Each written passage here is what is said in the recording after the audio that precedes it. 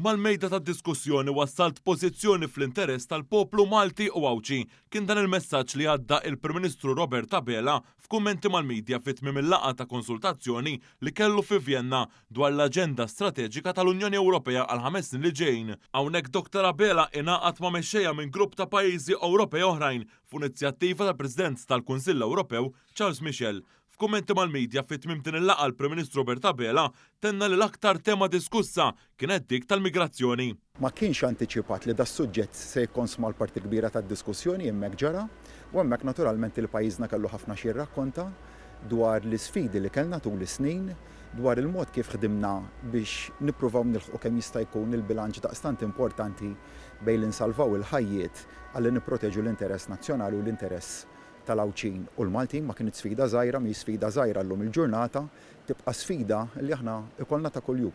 Dr. Abela sostna li pajjiżna ilu itella dan is-suġġett fl-aġenda Ewropea, iżda llum il-ġurnata bit-tensjonijiet viċin l-Ewropa din qed taffettwa lill-kontinent kollu. Il-Prim Ministru qal li d-diskussjoni kienet tinkludi wkoll is-suq komuni u hawn semma l-interess ta' pajjiżna li tkun protetta l-industrija marittima u din hi kruċjali għal pajjiżna. U allura hemmhekk li tħaddit ukoll dwar ir-regoli tal-ITS. Kemm forsi dawn huma inġusti biex inżommu l-kompetittività Ewropea.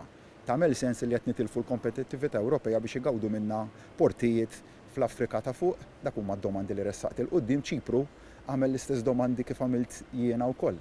Jiġifieri kienet diskussjoni li nemmen hija kienet ferm interessanti. Fost suġġetti oħra li tkellem fuqhom il-Prim Ministru kien hemm dawk dwar is-saħħa, l-enerġija u s-sitwazzjoni tal-bdiewa fl-Unjoni Ewropea. Dan huma t-tip ta' domandi li l-poplu jrid jindirizza fit-8 ta' Ġunju u għalhekk ukoll għażla daqstant importanti ċertament illu wassal pożizzjoni ta' Prim Ministru li l-interess ewlieni tiegħi huwa dak tal-poplu Malti u Awċi.